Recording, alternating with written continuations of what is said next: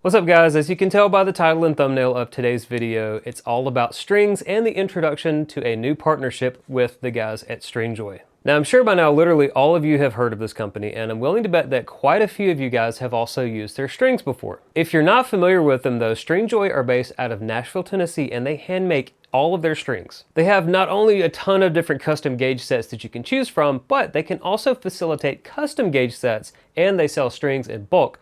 And you can grab single strings in any gauge that you need as well. If you don't watch any more of this video, that's the main thing I want to emphasize about the company. You can customize your own sets of strings all the way up to 9 strings in any gauge that you want, letting you create your set of strings. Now they make your standard coated and uncoated nickel guitar strings, as well as coated and uncoated bronze guitar strings for the acoustic, as well as nickel and stainless bass strings and strings for banjo and mandolin. And they're also priced right there in line to compete with other big name companies that make strings that have been around for decades. So Stringjoy hit me up and they asked me what strings do I currently use, which for me have been the D'Addario NYXLs on electric, and sort of a recent transition from the coated Elixir guitar strings to the non-coated NYXL bronze strings. Now, I really don't have any particular loyalty to the NYXLs. I mean, they're really good strings and a lot of players use and love them, but when Stringjoy asked me if I wanted to try out some of their strings, I said, sure, why not? The worst that could happen is that I get some free strings and I don't like them as much as the D'Addarios. I tell them thanks for the chance to try out their strings and then go back to what I've been using. I mean, I've been there before. I've tried a couple of sets of Ernie Ball Slinkies back when I was using the DR strings, and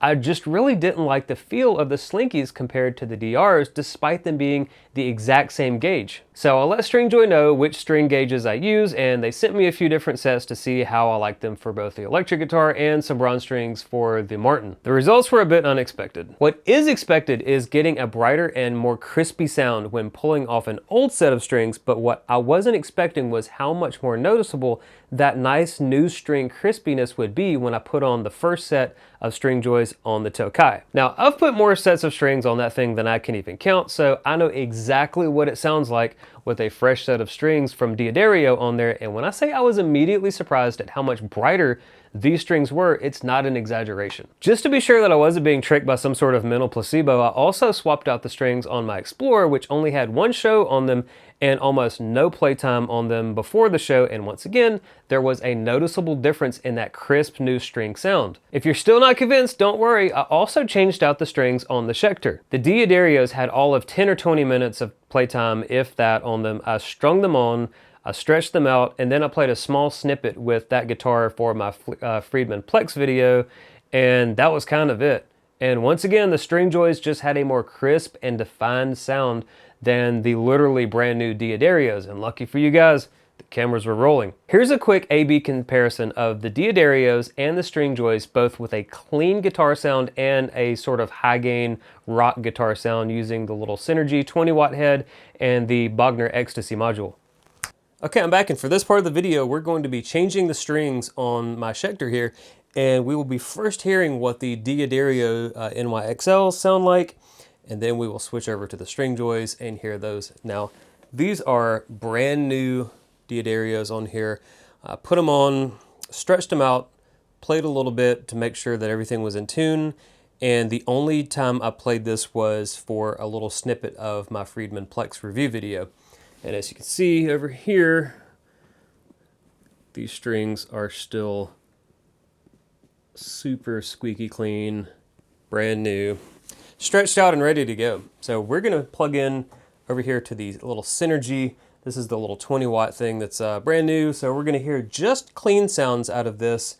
And I've got it recording into the DAW over there using the Splon 412 with the Scumbag H75s with an MD 421 and an SM57. The pickups are the Duncan Alpha and Omegas.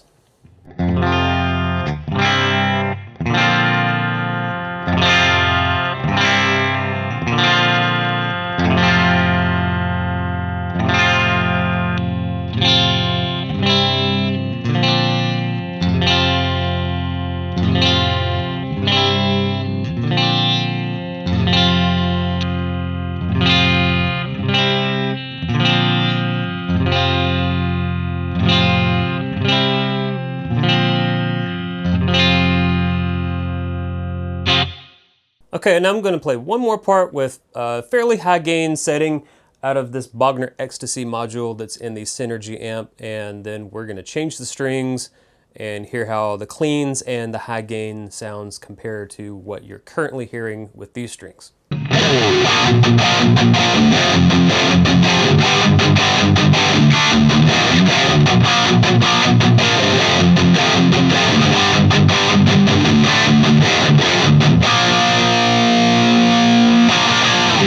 Okay, I'm back and I've got the Stringjoy strings on the guitar now. As you can see from the brass colored ball ends there. And I played about 5 or 10 minutes with the guitar to make sure everything was nice and stretched out, ready to go, locked down. And yeah, let's just go ahead and hear what they sound like compared to the Diodario's.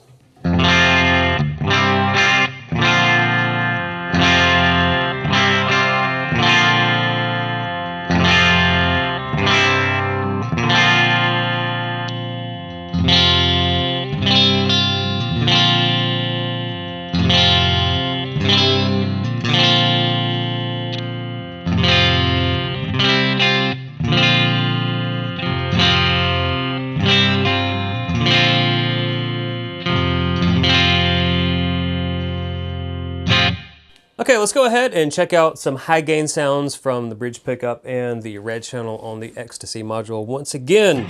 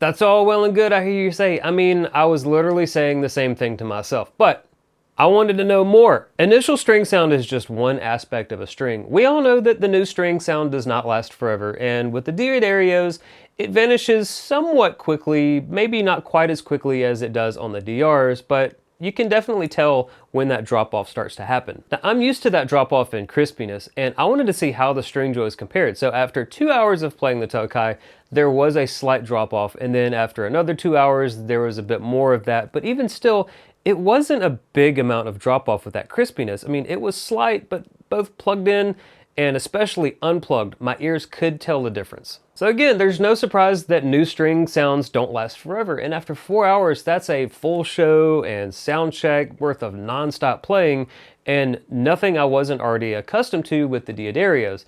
The main difference being here that the Stringjoys just started off a little bit brighter and crispier out of the box than the Diodario's did. So after nearly 2 weeks of beating on these strings on the Tokai and on the Explorer, they still sound really good. Now, we're not talking about a massive night and day difference here compared to the other brands, but over these 2 weeks of hours and hours and hours of playing here in the studio, every time I have picked up either of those guitars, I have noticed a difference. I've noticed that the instrument still has a hint of that freshness to the string sound still present. Although typically I don't go too much longer on a set of strings than 2 weeks for this test, I may ride out the set on the Schecter a much longer term to see how they compare to the clip that you guys just heard. And after like a month, of which unfortunately means Big Red will probably be going unplayed for a while, that's okay. We're doing this in the name of science. But what about those acoustic strings, you may ask? As luck would have it, the Diodario's on the Martin were also brand new. Literally no playtime whatsoever, no shows, just strung them on, tuned them up, put the thing back in the case, and a week after that, I recorded this clip. All right, guys, now to showcase how these things sound compared to a brand new set of the Diodario acoustic strings that I've been using, I'm going to be playing this guitar with the Diodarios for a little bit and then switching strings over to the Stringjoys, and you'll be able to hear a direct A-B comparison with the exact same mic and sound setup that I've got going right now, which is the Aston Origin here, not quite a foot away from the sound hole. And worst case scenario, if that just doesn't work out, I do have the digital mic on the Sony camera up here. And as you can see, these strings are brand new. I just recently put them on, stretched them out, and put the guitar back into the case. So this is as good of a A-B comparison as I can conceivably come up with as somewhat of a novice with recording acoustics. So.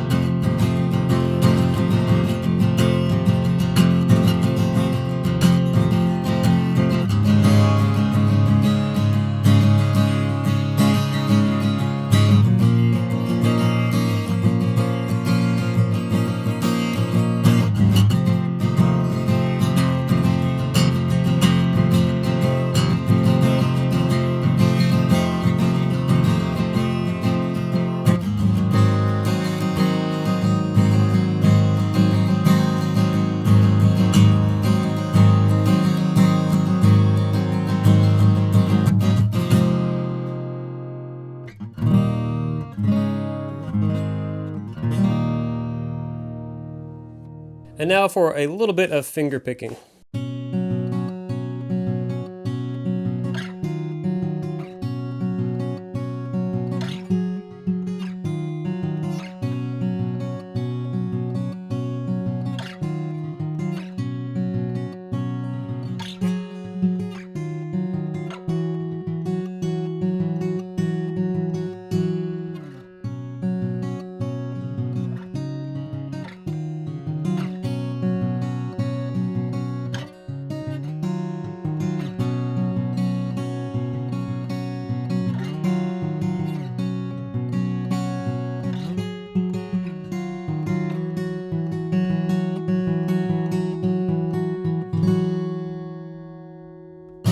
Okay, I'm going to check the recording to make sure everything sounded okay, and if it does, then I'm going to go ahead and swap the strings on this and be right back.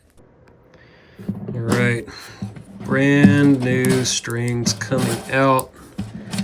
All right, I'm back, and I've got the Stringjoy strings on the guitar now, and just like all of my other comparison videos, I will have a specific section of the video where there's an edit cutting back and forth between the previous set of strings and these current set of strings so that you can hear a direct back-to-back comparison of the two.